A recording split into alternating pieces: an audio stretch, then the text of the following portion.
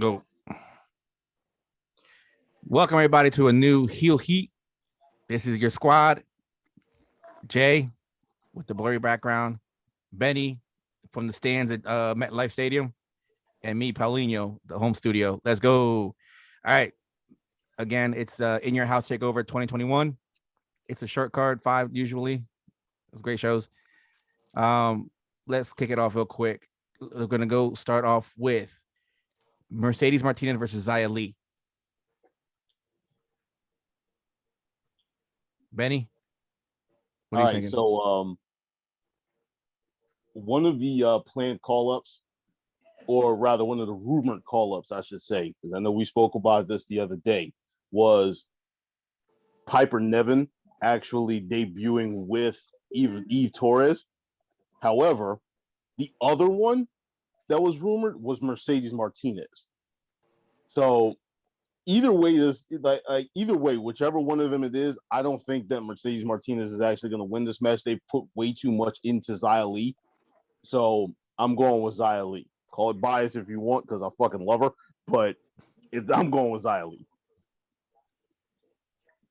Jay? No, I can't. I feel the same way. I can't blame you for that one, only because of the fact it's like, yo, it just makes sense. Like, you just re-debuted Xia with a new character. You gave her a little push. You gave her the little heat with Kaden and what's her face, Casey Catanzaro, but you haven't done much with her since. So like Mercedes Martinez coming off of the title match actually makes too much sense, because it'll give Xia a legitimate win and it'll put her on the track of, if you want her to be your next women's champion, like that'll put her in that trajectory. She's not even in the conversation yet, but at least a win over Mercedes will kind of put her on the radar at the very least. So I guess we're all in agreement, Xia Li on this one. Mm-hmm. Yeah, because I like that they kept Mercedes there, and after the whole debacle with Retribution. Yeah. But the thing is they haven't done too much with her. They've been trying to build her slowly, but again, like you're gonna hear this a lot in this podcast. They're pulling people up. They're gonna call ups, because there's like we saw from the 2018 roster, at least the majority of that roster from the main roster is gone. So there's gonna be a lot of call ups, and there's already word spreading around that, you know, some people were already at the performance center looking at who to call up. Last thing I heard was Vince is not looking for wrestlers. He's looking for like gimmicks. Heard that too. So really? Yeah. So Mercedes might stay because she's a wrestler. She doesn't have a gimmick. I don't want to see Xia Li go because, like we've all agreed, they put time into her story, and her gimmick isn't finished. Yeah, and the thing is, I don't want to steer off because we have something else coming up that we're going to talk about in another show about comments that Triple H made. So we're gonna keep. I'm not gonna go into further into that one, but Xia Li all around here is winning this match. Next one I got is Cameron Grimes versus LA Knight ladder match for the $1 million belt. Jay, what are your thoughts on this one? This one is actually pretty tough because both guys make sense. Like, both guys can take the title in very different directions, but both guys, the gimmick fits what you want for like the next $1 million man. I don't know how you use the title going forward. Like, of all the titles to bring back, that was at the bottom of my list. But at the same time, it's interesting. The fact that now they're putting it in a ladder match and all that other stuff. But I think Cameron Grimes is due for a big win. Like, he's put a significant amount of people over, and for them to re-debut his new gimmick and for him not to have any significant wins or any significant rivalries in it, I think Cameron Grimes will probably win this one. Also, like, going back to the idea that now I'm now under the understanding that they're looking for gimmicks and not wrestlers. I think LA Knight's gimmick is good enough that he can get away with being on the main roster and at the very least being a mid-carder.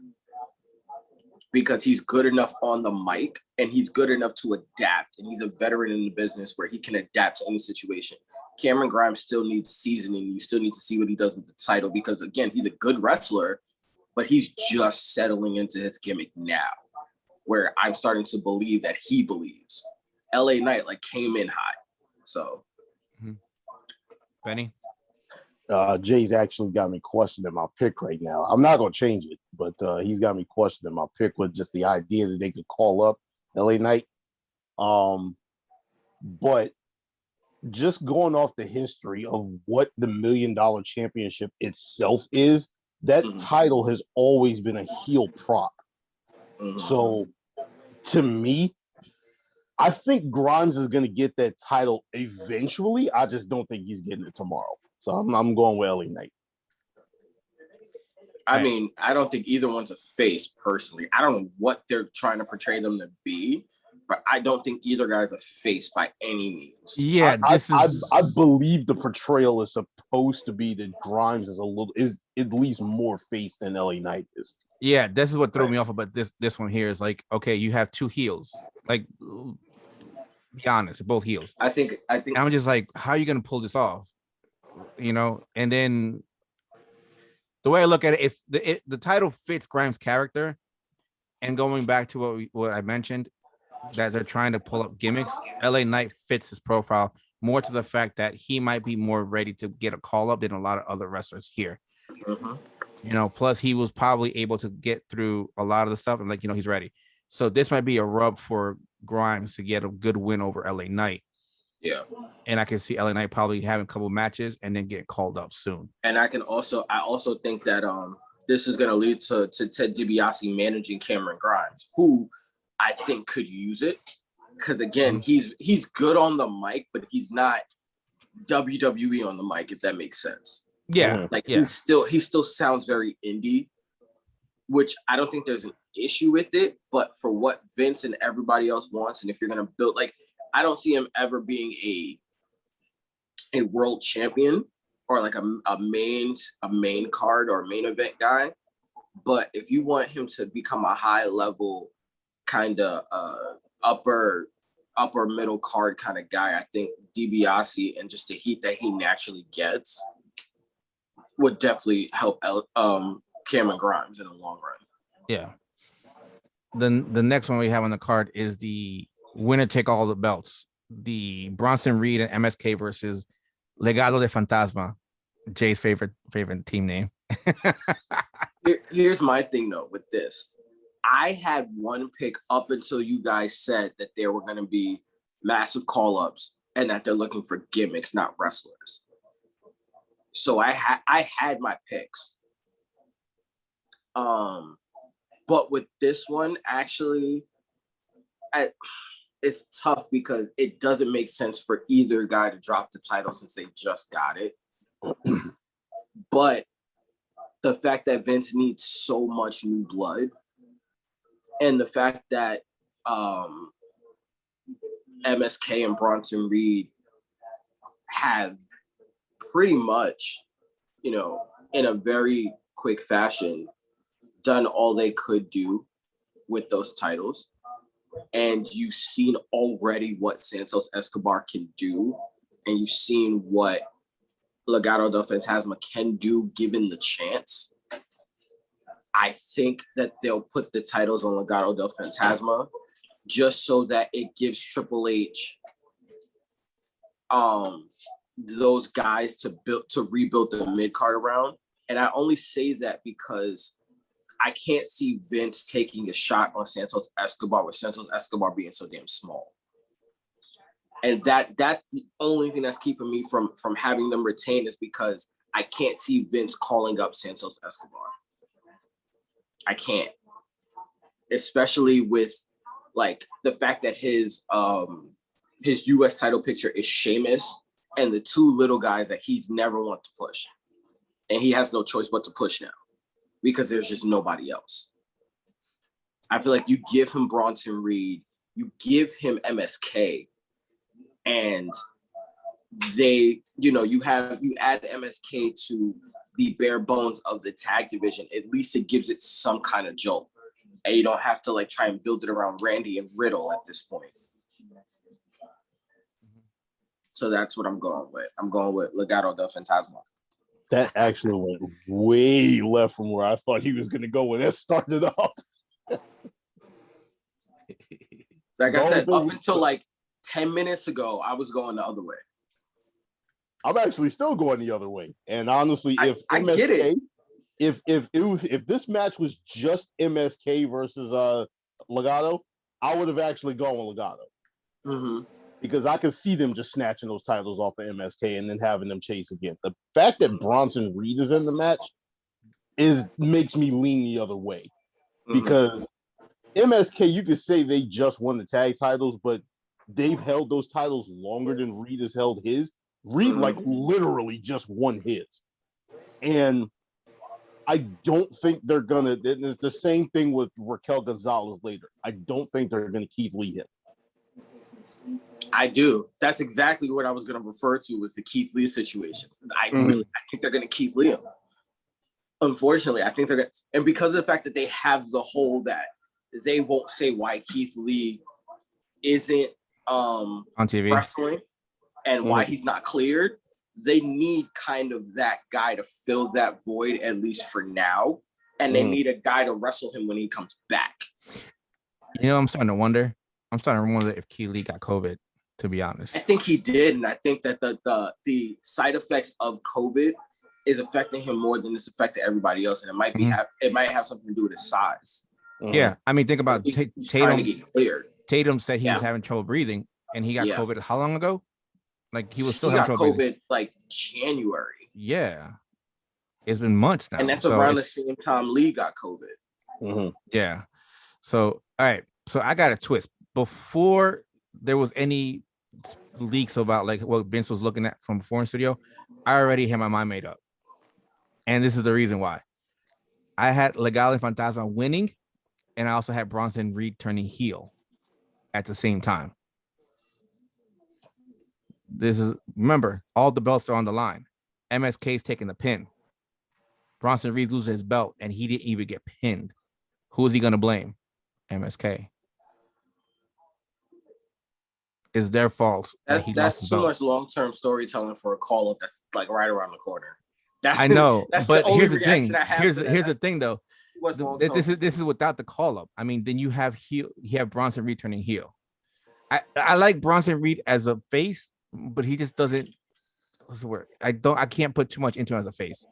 I see him more as a heel. I don't know why. I just see him more as a heel. Because he's a big guy.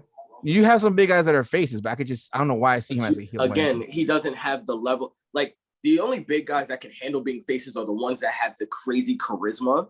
Like Otis is a face. Yeah, but I don't see the charisma from. Face. I don't see. Yeah, that's Bronson what I'm saying. with the Bronson charisma isn't there. He's more of a snarling, ominous kind of. And that's big man. That gives me like a heelish kind of feel. Yeah. That's what I'm saying. So especially because they're trying to build this whole like the Colossus thing, and I'm like, yeah, that's cute, and maybe it'll sell, but it unfortunately doesn't fit him. Like, no, it doesn't, and that's why I think they're gonna too just much turn of him a heel. Superhero gimmick. Yeah, I think they're gonna turn especially when they gave him the whole Godzilla promo when he first won the title against Johnny. They gave him the whole Godzilla thing. I'm like, that's just messed up, especially because he's also I know he's from New Zealand. I'm not sure if he's Samoan or not. I'm not gonna say he's Samoan, but I know he's Pacific Islander. He's from Australia. So I just feel like that's a little messed up, personally. So we got this one a little. This is the first one that we have it where it's not unanimous. This is gonna be the pay-per-view of non-unanimity.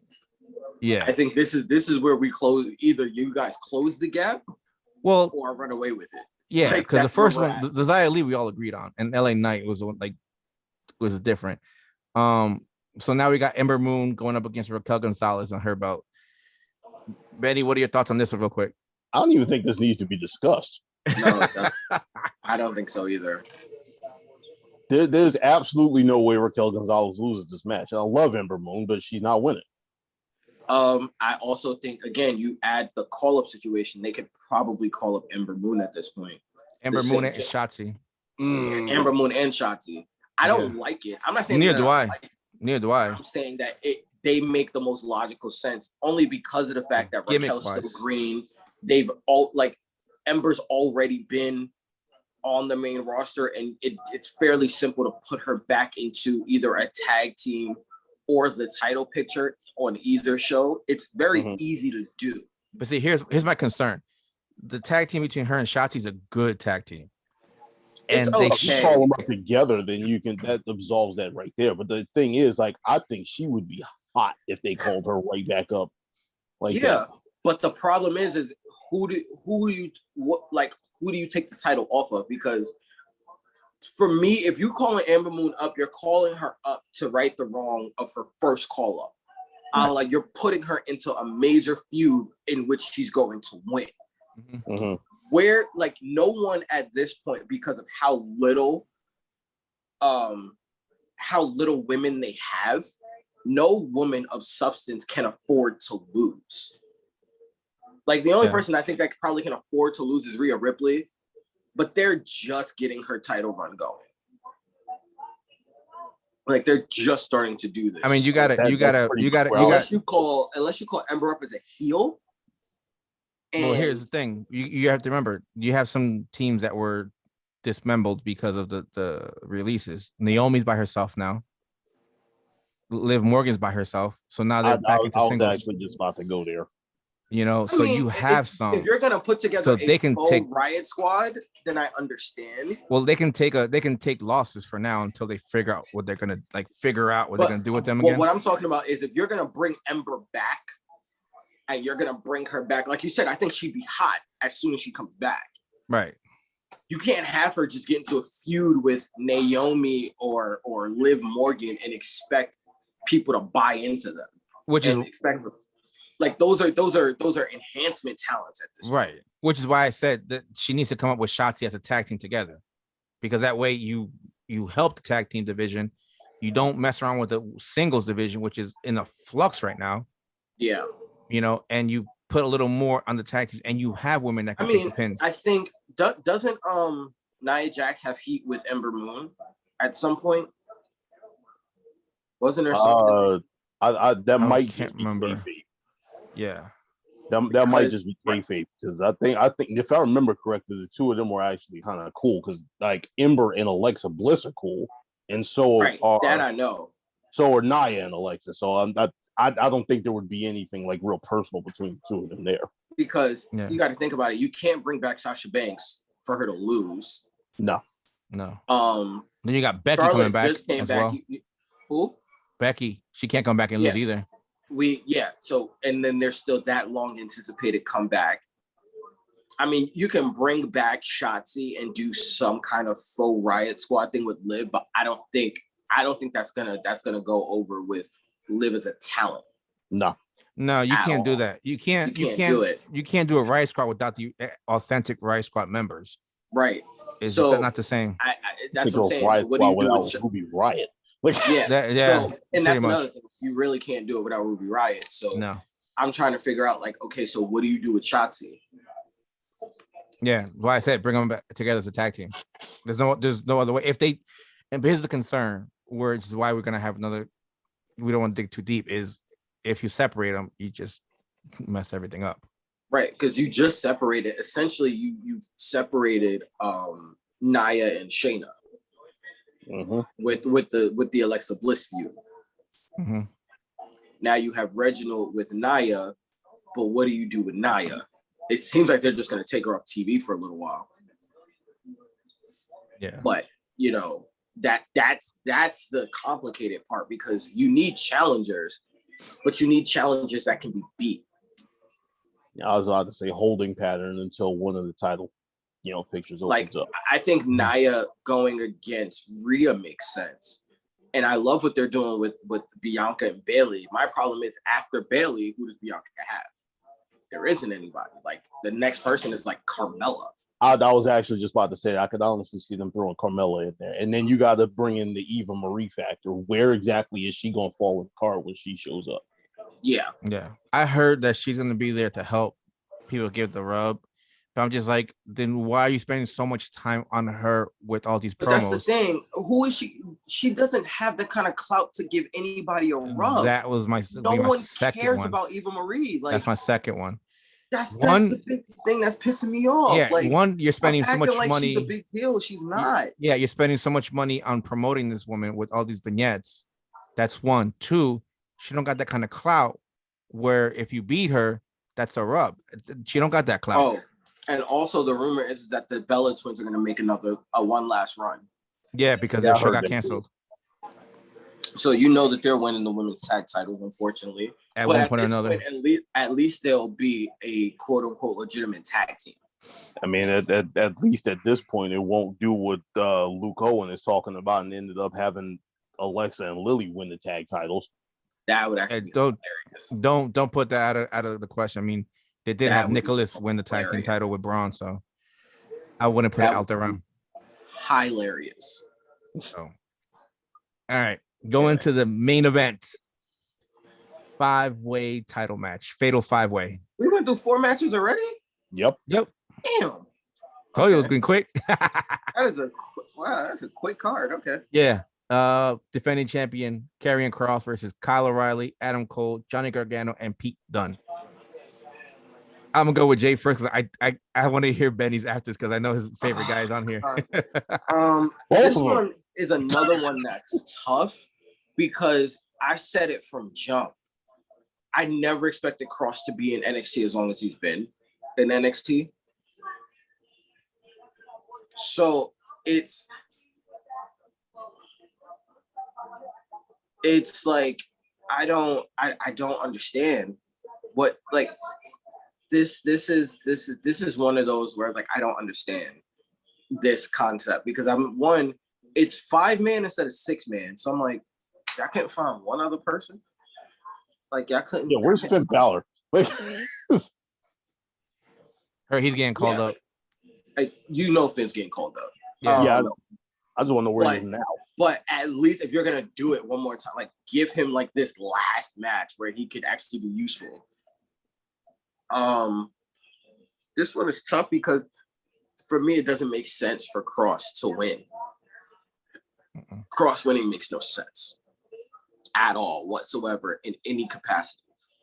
But it also doesn't make sense for him to just have gotten the title back to lose, and he's had one title defense against the guy that he won the title against.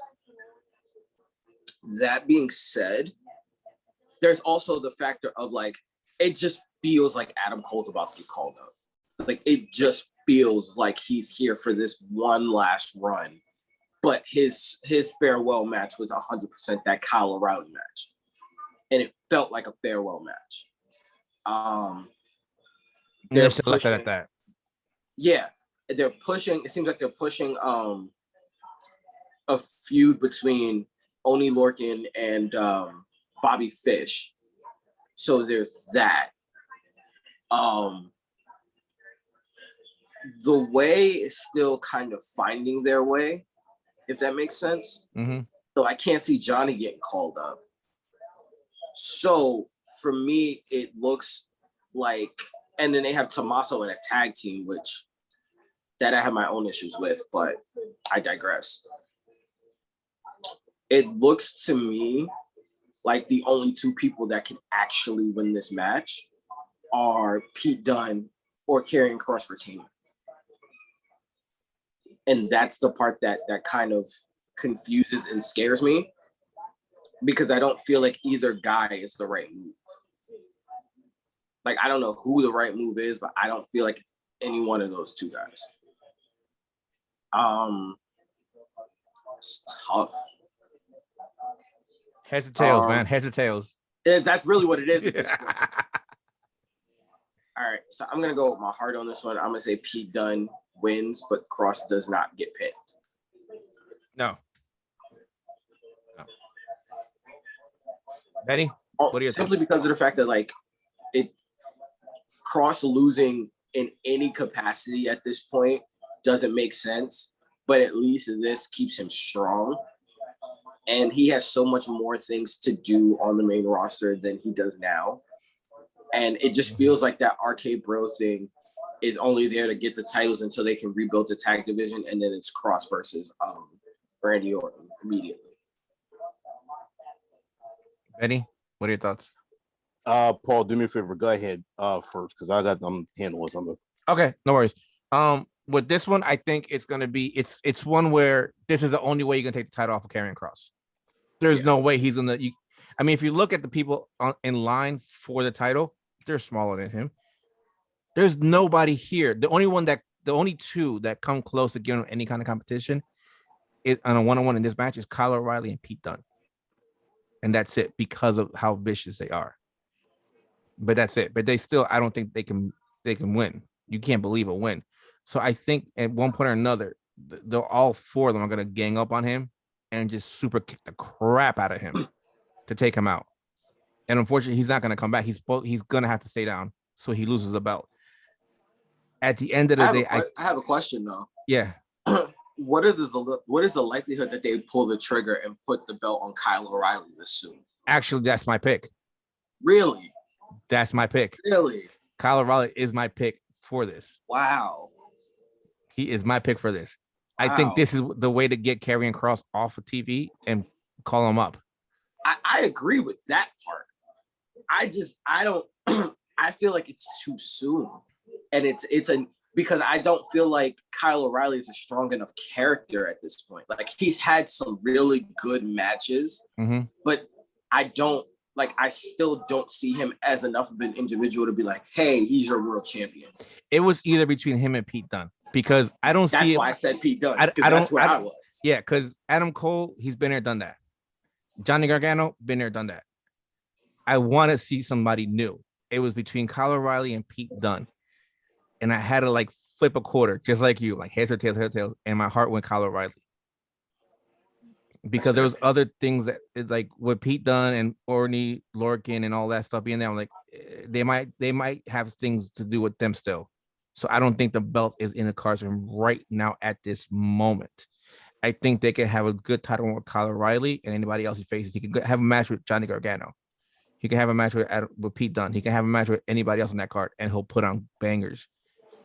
And you know that you'd be like, hey, who's gonna win this? I don't know, but it's gonna be a banger. See, Karrion Kross is like my thing with Pete Dunne, though, is like he's doing this whole like I'm the best wrestler in this company type thing, and it was kind of what he did with his original NXT UK title run, where he was just everybody could get it. Heel, face, don't matter. Everybody could get it. Yeah, but this is the thing. This is the match with this one is where Adam Cole or Johnny Gargano will take the pin. Karrion Kross and Pete Dunne are not to keep them strong. You know, so take your pick on which of the two, Adam Cole or Johnny Gargano is taking the pin, but one of those two is taking the pin. I'm leaning a little more to Adam Cole as he may be getting called up. So that leaves Johnny Gargano strong and not getting the pin. But Kyle O'Reilly is going to win this one. That's what I'm thinking. I'm going with Kyle O'Reilly. Benny? All right. First off, my bad. It's all good, man. Second, I think there's really only one wrong answer here, and that wrong answer is Cole. Yeah. Right. Cole to me is way too much of a rehash. Oh, completely. You can get away with Gargano just because of the fact that when Johnny Gargano won the title the last time, he was a completely different character.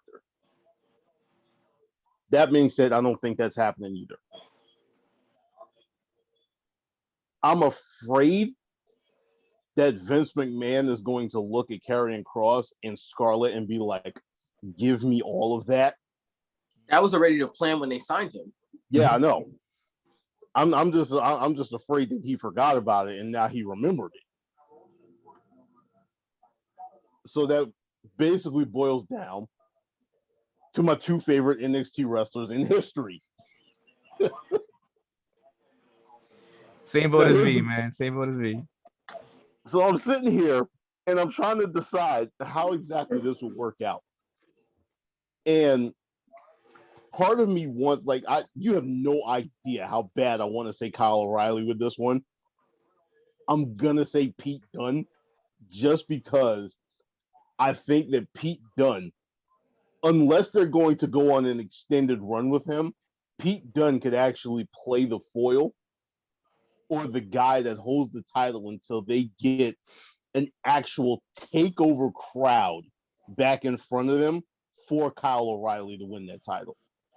And Kyle O'Reilly's really good at the chase, and that's the thing that people understand. On top of the fact that they just put out there, which was one of the only good things that came out of that Triple H call the other day, that the next takeover is the SummerSlam takeover. Which So I don't know how they're handling like travel when it comes to NXT, but we know SummerSlam is going to Vegas. Mm-hmm. So let's just put it out there. If in fact this is how it goes, and they're traveling with them, the granted SummerSlam's on a Saturday instead of a Friday or a Sunday. So I don't know when they would actually do the takeover. But if in fact they were handling having NXT go with them, then you're talking about a Vegas crowd that's going to be out there for SummerSlam and this Pacquiao match. That could be out there for Kyle O'Reilly winning the NXT championship. Right. Like I said, I don't know exactly how they're going to be handling that situation. That would be my ideal thing. But for this one right here, I'm going with Pete Dunne. I don't think that Karrion Kross is going to be involved in that finish at all. I think he's going to get taken out by absolutely everybody. Mm-hmm. Yep. Same thing. And I think Cole is taking the pin here. Yeah, I think so too. I think he might even tap out to Kyle, considering like if it is indeed Kyle, the tap out makes more sense. Oh yeah, just because of the type of wrestlers. But I'm looking at Pete Dunne only because his finish is so quick. You can get hit with it so quickly, and I could see it where like you have a what the hell is the name of Adam Cole's finisher? The Last Shot. The Last Shot. Like you see him hit somebody with the last shot. Like you see him hit it, and it's like, oh, he's really about to win. And then Pete Dunne comes out of nowhere, hits him with his finish, and it's game over. You could technically say the same thing with Kyle. I don't know what Kyle's finish is. He could hit him with something. Hell, that's what I'm saying. Like it could go, but I agree with the SummerSlam thing, and I think you can't do rivalry.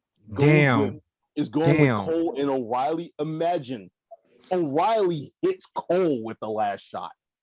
I mean, again, I can see that. But I'm seeing this right now. God, I just flashed my eyes. Cole hits O'Reilly with the last shot.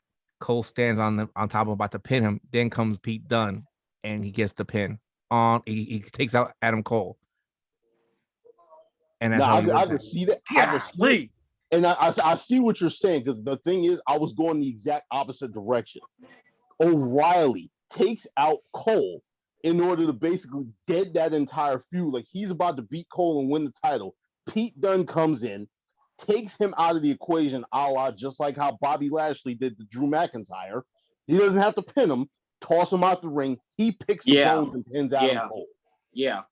That's what ends up happening. Pete Dunne versus Kyle O'Reilly for SummerSlam. There you go. Yeah. That makes sense. So Kyle at the O'Reilly at that point. Yeah. So at the end of the day, we're saying that the last action is going to take place with Adam Cole, Kyle O'Reilly, and Pete Dunne.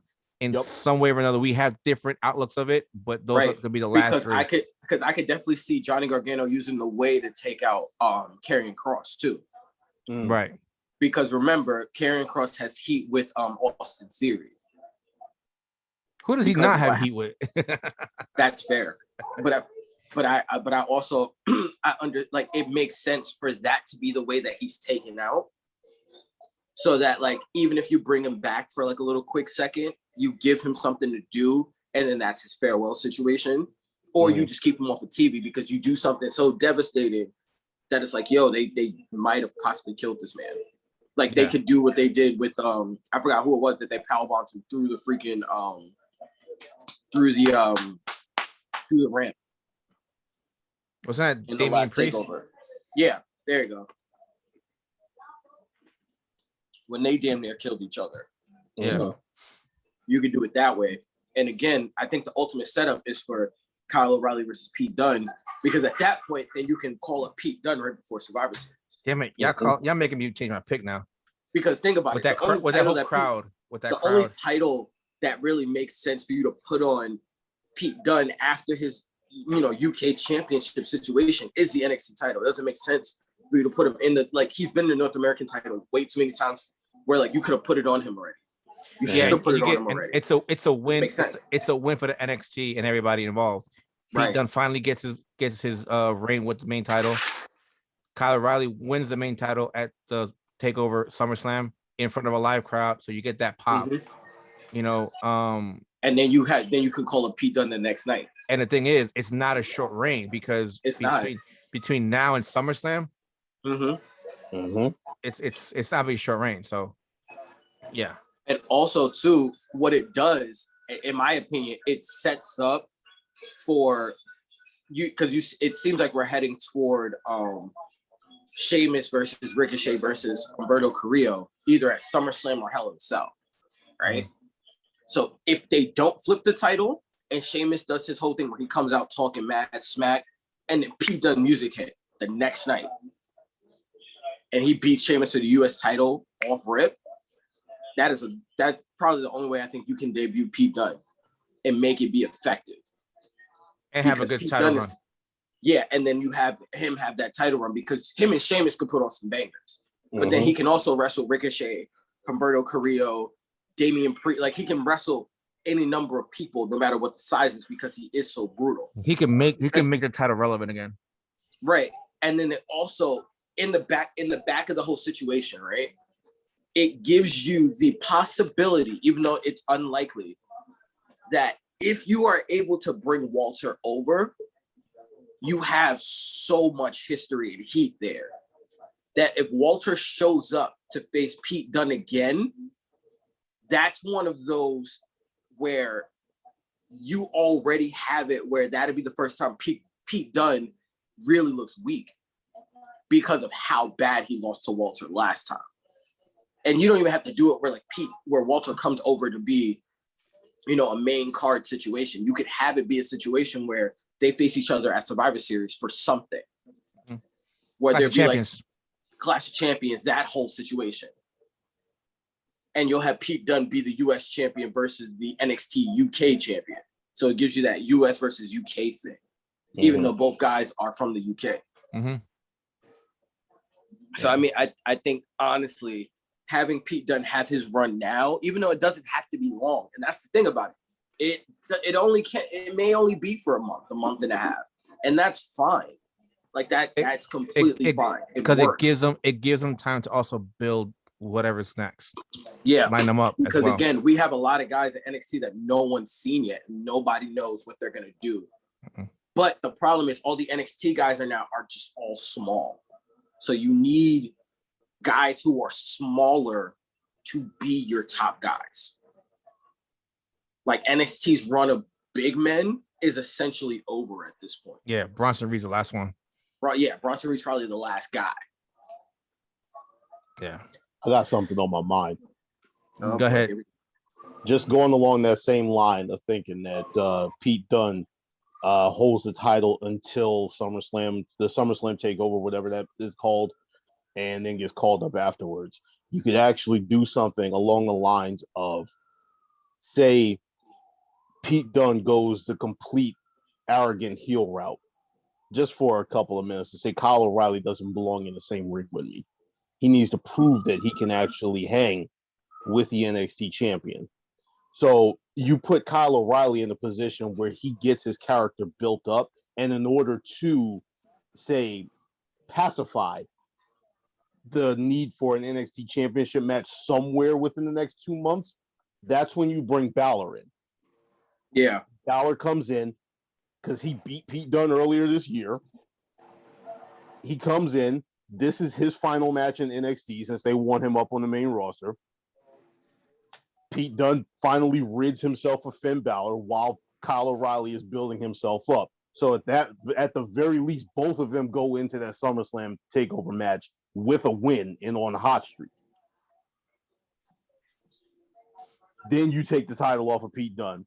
You bring him up to Raw, and then you could put him into that U.S. title picture. Or, for argument's sake, throw him in the Intercontinental title picture. Yeah. I mean, they could definitely use it too, especially with the loss of like that Aleister Black loss. It showed last night badly. It showed. Yeah, because that feud looks so dry now without Aleister Black. It looks so terrible. That picture just looks. It looks the only thing that I would have an issue with is if he was to, let's say he was to go to SmackDown instead of going to Raw. I immediately, and I mean immediately, see them having him target Big E rather than going straight for the IC title. I mean, I think because you need to find a way to pull Big E out of that feud, and Aleister Black was the way to do it. Now you screwed that up. Now he's in a feud that he doesn't need to be in anymore. Like he's won the Intercontinental title. He had a decent run. The whole point for Big E was never to be a long-standing Intercontinental champion or in an Intercontinental title feud. That was never the point. The point was to build him to see how he could be as a champion, how he could make someone else better, which he did, only to move him up for Roman Reigns. The problem now is you can't move him up until after next year's WrestleMania. Because word on the street is, we already know what the word on the street is. They're trying to get The Rock in for SummerSlam for the match at WrestleMania. Word is that they're trying to bring him in for Survivor Series. Survivor Series, excuse me. 25-year anniversary. For the Survivor Series to set him up for the match at WrestleMania.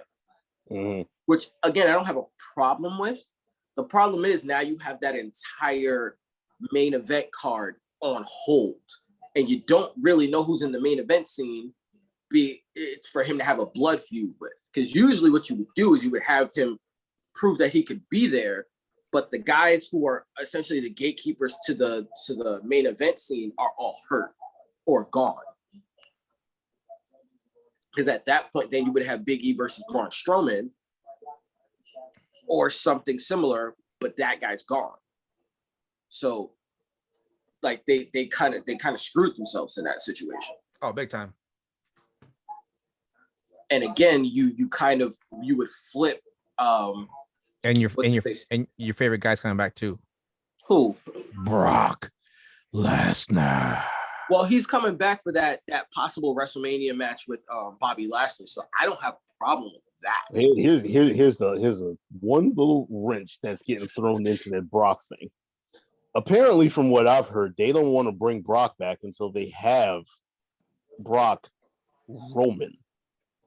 They don't want. I know.